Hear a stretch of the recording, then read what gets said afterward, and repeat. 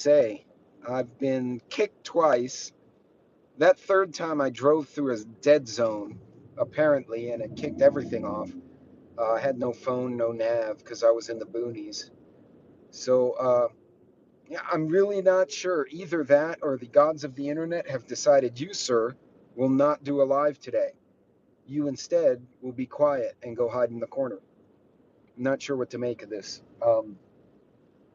Like my whole week's been like this. It's just been bizarre. So, yeah, how strange. Uh, I'm trying to lay off the booze, for health and all that. And honest to God, I really need a drink today. Hold on, let me fix my phone there. There we go. So, also my phone apparently was overheating, so I now have mounted it to the air conditioning vent with that little hoo-ha that goes on there. So, oh hey Nate. So this is my fourth attempt to do a live today. Although I did learn some things, which to be fair, it's YouTube's playground, so I got to abide by their rules. But from a corporate standpoint, having dealt with contracts, I kind of get where they were going, because they're liable if something ugly pops off. So, yeah, guys, as I was saying before, my third live got cut off because I don't know where the hell I drove through a dead zone. There's a time and a place for every type of pew, if you will. Um, the little mouse guns are not a bad choice. They tend to be a little more affordable. You're sacrificing power and capacity, but they have their place. And I guess the most important thing is, and I think Tarsha really hit it on the head. Don't buy a firearm because someone said this is what you need to buy. You need to do some homework, try some. Most shooting ranges will allow you to rent. And if you're not competent, if you just don't have that knowledge, hey, farmer's son, if you don't have that knowledge, they'll send someone from the range to go with you to your spot and educate you on the use of the firearm, so you can shoot different ones. And again, the little mouse pistols that we demonstrated before, the Beretta 22 and the Raven 25, they have a place. I wouldn't use it as I wouldn't go to combat with the thing. But, again, in a business meeting environment, hey, farmer's son, business meeting, or you're trying to be very discreet because of where you're traveling, um, that gives you a lot of options. I know, Ark Wildman. So the third one was on me. So the first two, the tube pounced me because did something I wasn't supposed to, but I didn't know I wasn't supposed to, which is, I guess, my own fault too. The third one, I drove through a dead zone. So that was just the universe saying, yeah, you're not going to talk right now. Um, Now I'm a little closer to town, so it's functioning better. But in any case, yeah, this is one of those. This is one of those things you have to do some homework. But each firearm, each type of tool, whether it's a knife, a firearm, a first aid kit, everything has a place, and it's important for us to understand, one, what's in our budget without messing everything else up, and two, what is the proper place for it. And again, the little mouse enjoyed your hammock camping video. Yeah, that was fun. Ark, I've tried. I have fallen out of hammocks. I can't sleep in them. Um, Hell, I finally got one that worked for me, and a bird pooped me, and I was like, I'm done. I'm done. I threw out the hammock. I got pissed off at it. So things happened. Uh, but yeah, folks, everything has its place. Even as Ark's bringing up that, and Farmer's Son, the hammock. Um, Not something not orthopedically correct, but there's a place and a time where it's fun, and there's a place and a time where it's necessary. It could be very useful. If I were sleeping out here in the woods with, uh, camouflage tarantulas and freaking rattlesnakes and scorpions, I wouldn't want to be on the ground unless I could seal myself in, and then you get too hot. So you want to be able to have the option of, getting off the ground. So again, I think this speaks to the larger importance of training with your equipment, understanding its use, its accuracy, its reliability. Um, the little 22 and the 25 seem to work great. Those are not the most effective and accurate firearms I've ever used. I couldn't get a good sight picture because the sights are like that big and my eyes don't focus that small. So I'm kind of like trying to just make a flat point at the target. I also know, if at 7 feet, at 3 or 4 yards, I can hit a target consistently. I go out to 10, 12, I'm hitting the target all over the place. And I'm sure beyond that, I wouldn't be very effective. Same thing, there's a place for a steak knife, but using it as a jungle knife is not where it is. So it's important, don't just buy preps, understand how they're used, when it's appropriate to use them. And that way you get the most value for your dollar. Otherwise, you're going to, and I think today was a great example. Those of you who caught the first two lives of the day that got kiboshed by the tube, that 410, it's a great little pattern. I could use it for bird, but it's too short and I can't shoulder it. And if I shoot it aiming down the barrel, it's going to hit me in the snout using the, absolutely, farmer son. And I think we have a lot of newer preppers who are kind of in a bit of a panic, which is understandable, right? They're just now paying attention, going, holy crap. Jason, Angry Prepper, did a video earlier about the bug out bags. And the first video he did, he's like, nah, this is just a annual warning, which, governments do. But then he put a few other things together and went, something's not right. I need to investigate more. Like something got his attention.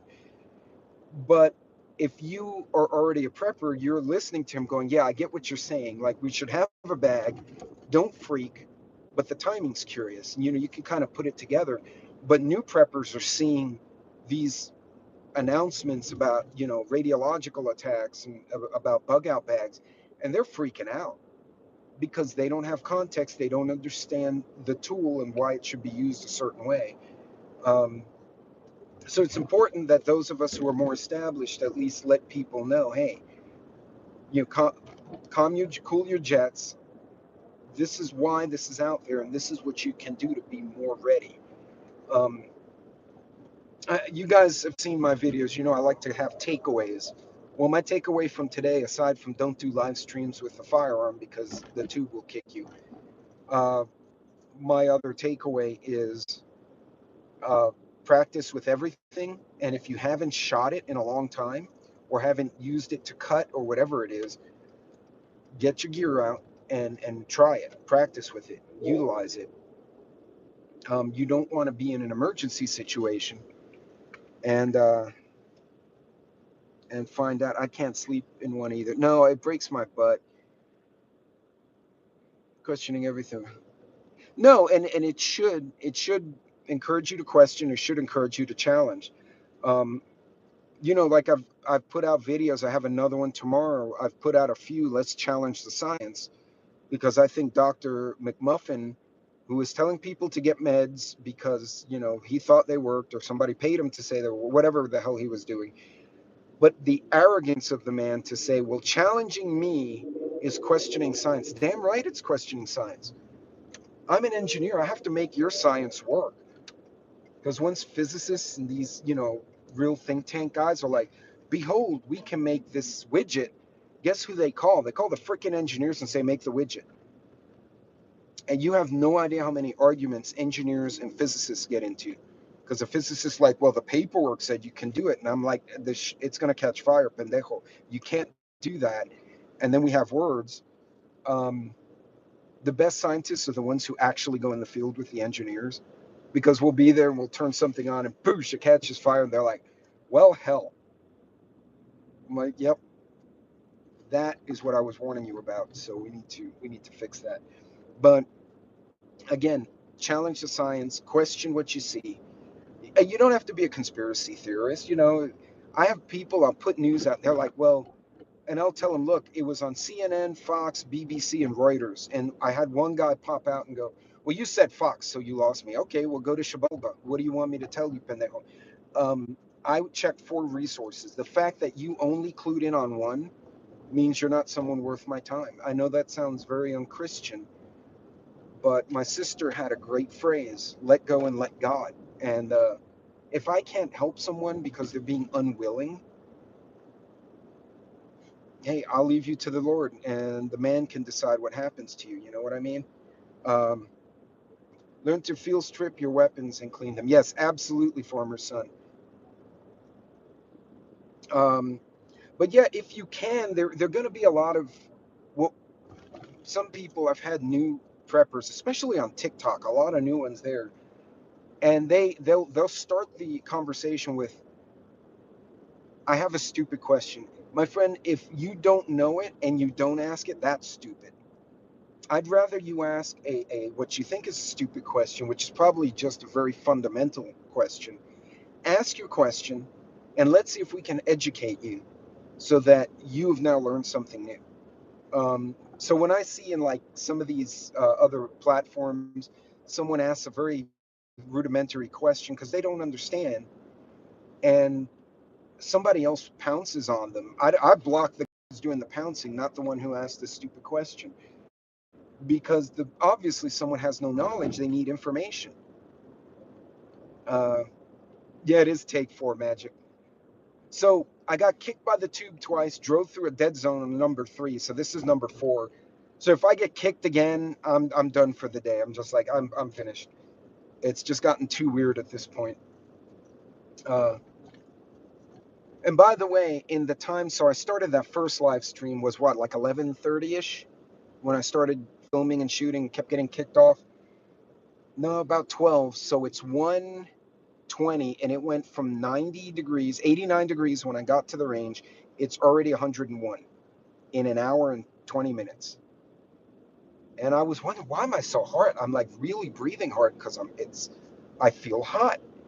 I felt like a dog when they get out in the hot, and you're like, that's how I felt. I'm like, this is terrible, and maybe I should leave. And I did, and sure enough, it's 101. So that goes to another thing. Don't only train with your gear, understand your local environment, right? I know that it'll take me about 3 hours to walk from downtown, 2 hours maybe. Downtown, we're not a big city, but it is, it's about 6 miles from the middle of the city to, yeah, let's go backwards in the wrong side of the road. Where are you going, Holmes? Well, don't stand there and look around now. Oh, he almost crashed into the building. Now, I think he's having a day like me. He needs to just park the truck and go to Chick-fil-A across the road. Be like, I'm done. I need breakfast or lunch. But yeah, folks, get familiar with your equipment, train with it, know how to break it down, as Farmer Sun mentioned. Practice with it. Ark Wildman had a great video about his hammock. I failed repeatedly with hammock. I've fallen on my ass. I've got pooped on, the whole 9 yards. That's a long story about the pooping. Um, nope, hammock's not for me, but I've tried it. If I need one, I can put it up, and I know when it is necessary, right? Like rattlesnakes and scorpions necessary. Um, but get familiar with your environment as well. We literally went from 89 to 101 in an hour and a half out here. That's a massive heat increase. So if I had to walk from, say, downtown in my little city to the edge of town, it's about a 12 to 15-minute drive. So it's a few miles. It would take me a couple of hours on foot, assuming no issues, no flooding, no rioting. We're not getting bombed by a foreign country. I'm just put on my pack and I start bebopping. Um, but if I'm doing that walk right now in this weather, I'd have to add an hour to that because I'm going to have to take breaks to cool off and rehydrate. I'm going to have to get into shade. I may not be able to do the walk in this kind of heat. I may have to, for my own sake, I may have to wait in the shade, conserve my energy, and as the sun starts to decline in the evening, then finish my walk, which is something else people need to keep in mind. Nature will crush you if you're not careful. Yeah, absolutely. It's important to know your own limitations. You're absolutely spot on. Um, I have a bum leg. Yeah, and also right. If you have injuries, you have a disability of some type. I've got some injuries I got to be careful of, right? I don't want to throw out a knee in an emergency. That's the last thing I want to do. Okay, for the record, the pickup truck you just heard has these big pipes on it, but he was going like 5 miles an hour. Like, it was all noise. There was no speed, there was no torque. He hits the gas, it makes noise. He probably just spent $20 in gas making noise just right now. Like, it goes $20. Um, I don't know why they do that to their pickup trucks. That's terrible. And it's low rider, but it's not artistic. It's just ugly. Which again, if you're gonna low ride a pickup truck, you got to do it the right way. It has to be artsy. If you take a dented ass thing and you just make it low rider, make it loud, that's just ugly. No, this was more like Cholo fail. Yeah, it didn't impress me. If it had been a high, a mud truck with the big pipes, I'd be like, okay, that's a fun truck there. But like he couldn't decide if it was going to be fun or loud, and he got neither. He just got grumbly weirdness. The pit bull's having a blast. He got a pit bull with his little face out the window, like, woo, I'm going for a ride. Um, Dogs don't care. Dogs are like, you took me outside, I'm in the car. I get to bark at the people. But going back to what we were saying, um, practice. There goes another loud truck. That one sounds better. Um, Practice, know your environment, guys. That was a 12-degree or more increase in temperature in the course of an hour and 15 minutes. And we're not at the hottest part of the day out here. It's going to be ugly hot in another 4 hours. Hey, milkmaid, what's going on? So, understand your weather. Remember, if you're going to have to walk home, you're going to have to do a get home situation with your backpack. You don't want to walk in this in a business suit with high heels or business shoes with no hat in 101 heat for 2 hours, right? You'll die. You'll literally pass out on the street. Don't do that. Have that change of clothes. Have the loose clothing as your spare. I'm fortunate in my job because I'm in and out of the field and in and out of the office. I can wear, plain. You guys have seen me like the button-down fishing shirt, but with plain colors that looks nice, and blue jeans. I can wear hiking boots because most of these guys are operations people too. That's how they're dressed. So my work attire is actually suitable for bug out. A three-piece suit is not a great bug out suit. A dress and blouse and high heels, not a great suit for a bug out or a get home. So have those spare shoes. Understand your physical limits in bad weather or extreme weather, and practice. Train with your stuff. So the original video, the Raven and that 410 shotgun, neither I've never shot either. I've owned them for, well, the Raven I just bought last month. The 410 was in the back of my gun safe. I bought that over 5 years ago. My local range back in Houston would not allow me to shoot a shotgun indoors because people were stupid and it ruined it for everyone. And I was like, I just want to see if it works. Like, I'll shoot the paper twice with you standing with me, and then I'll stop. I just want to make sure it makes holes. And they're like, no, because liability. So I was like, shit. But now out here, they have tactical bays, and I can pretty much shoot whatever the hell I want there. And, now I've seen how the 410, I'm kind of impressed by the 410. I'm pondering getting a little 410 pump action for Sassy's car because she's petite. She's like, if she's 5'1" with her boots on, I'd be shocked. So a little bitty shotgun for a little bitty gal, but it'll put a hurt on something. And yeah, just get familiar with your stuff. Guys, we need that rain. Arc, we need it so bad here. Has some liquid IV or Gatorade too. Yes, absolutely. Also, don't forget your Silcock key, because remember, even if the grid goes out, there's still going to be pressure in the water pipes for a while before that dies off.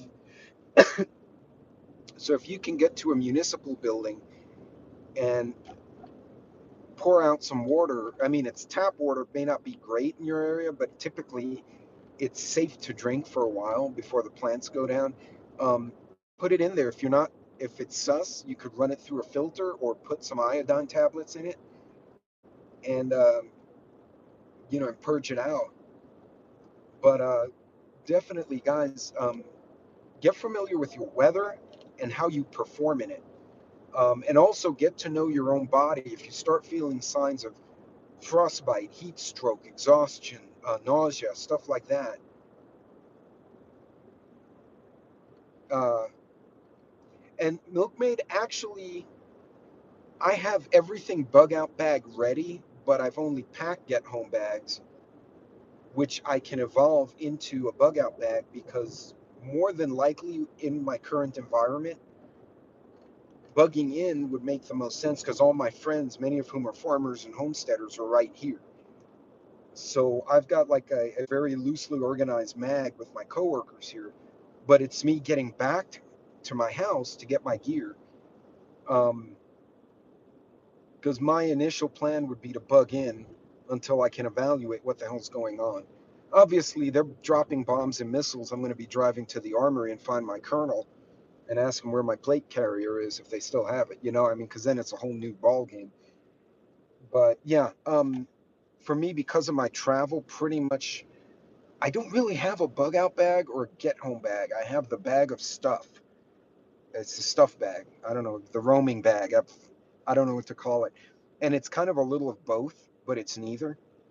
And everything's modular. I mean, I'm to the point, like, even in my console, I found that these little meal prep boxes,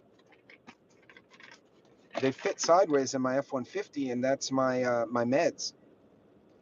So I actually have 4 different ones with electrical components. I have fire starting gear, first aid kit. I have a tourniquet. I basically would take all of these extra things, dump them in my get home bag, and now I have a baby bug out, and now I can get home with all this stuff in my bag. So I actually have a little bit of space. I'm pretty much always in or near my truck. Yeah, Arc and Milkmaid, that has actually saved us a trip to the hospital because I keep Benadryl in there, or the generic Benadryl, the pink things. Um, my wife, we went out to eat. She had an allergic reaction to where she swelled up, her tummy swelled up, and she was like, "I'm having trouble breathing." I said, "You're having an allergic reaction." So she swallowed one Benadryl and chewed one, which, by the way, tasted awful. And she was like, "Uh." I said, "Just chew the Benadryl because it gets into your system quick." And by the time we got home, I was gonna turn around and head to the ER, and she's like, "No, I can breathe. I'm good." So I've actually, and that's not the first time someone's had some kind of allergic reaction.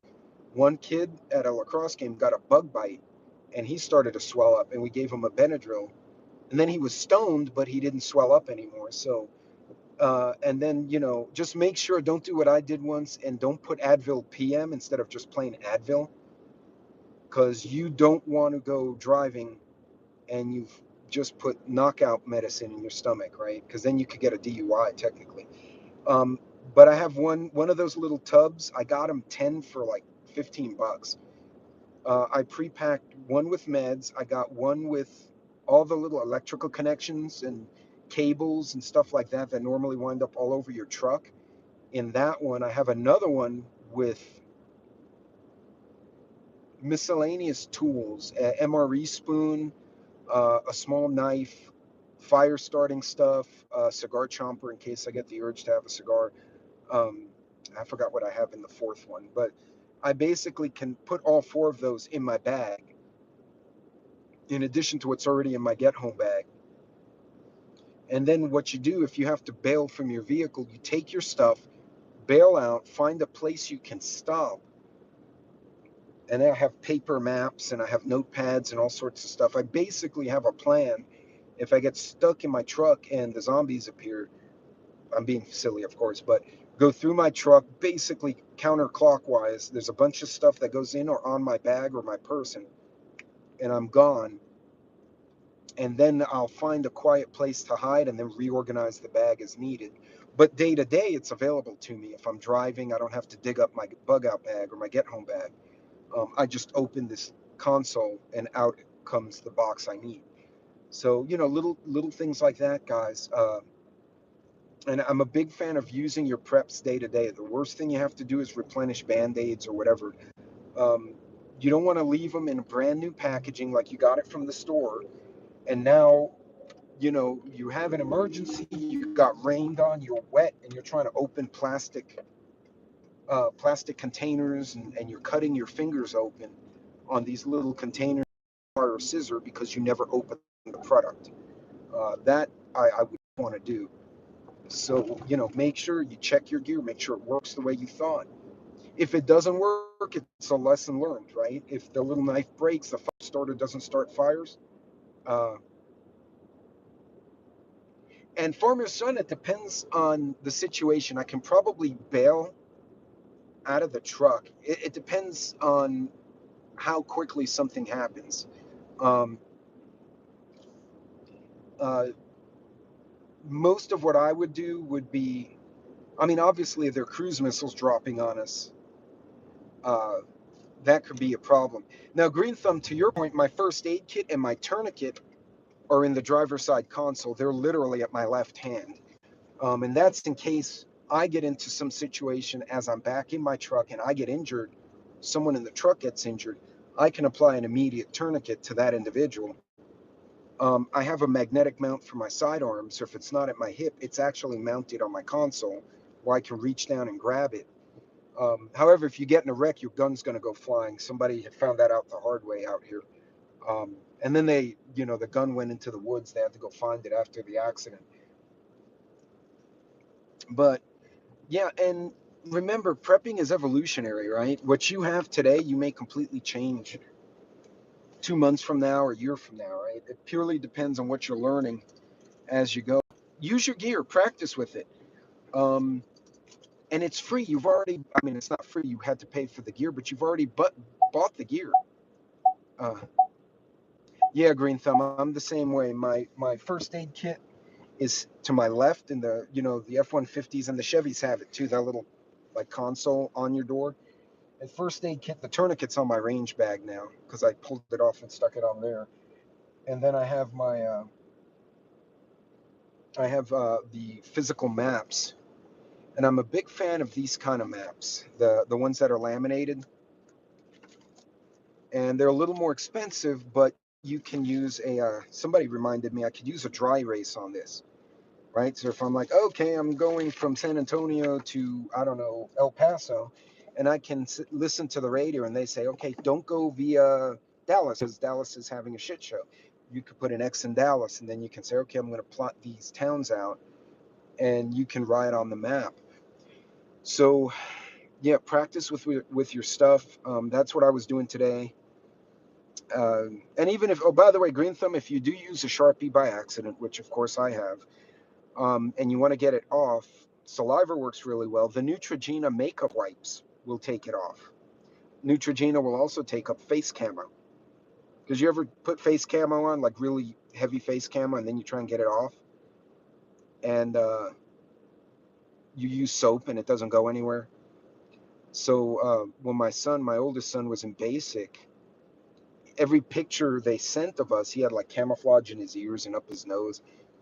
And I asked my wife, I said, do you have one of those makeup wipes? And she said, yeah. So she got me the little pouch, and I put camo on myself, right? She's like, what the hell are you doing? You're in the kitchen. I said, I want to see something. So I used soap and water, didn't get it off. I said, give me a makeup wipe, and I took it off, and that will do. So yeah, Neutrogena, we actually have stocked up on stupid makeup wipes. Magic eraser will work. And also, if you take another Sharpie and write over the original line, the what do they call it? The thinner in the ink will loosen up what you drew before, and then you should be able to wipe it all off. So that's how we get stuff off of the whiteboards at work when somebody is a genius and uses a Sharpie. It does leave a mark, but you know that you can get by with it. So, folks, that was the whole goal of my 2 failed attempts at the videos earlier, was just to practice with the stuff. I had this 410 for 5 years or more, never got to shoot it. And I found it yesterday, and I'm like, I never shot this thing.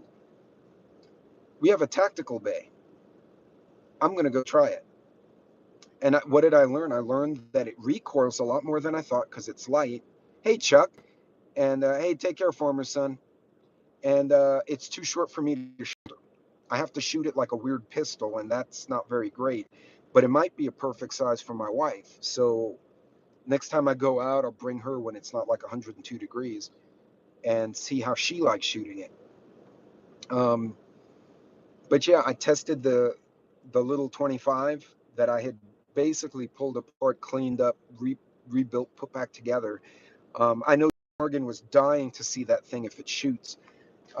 Since I posted the original video, and he was quite excited that I finally got it working. So, by the way, that 25 I got for $40 because the previous owner put it together. The previous owner the sear in backwards, and so the slide would lock incorrectly, and you couldn't shoot it. You'd shoot once, and it would family con. Because I want to call my wife, I just type her name, and it comes. Now I know the camp of your area, and warning because I'm actually going to try and explain exactly what is a recession and what are the requirements by the textbook, by the book of economics. What is required to define a recession, and are we in one? And then what we can do to position ourselves for success. So, folks, until next time, thank you very much. Don't forget to leave a like or a happy face or whatever it is that buttons that you guys got. I will see you all later, and I'm going to get my ass inside because it's now 100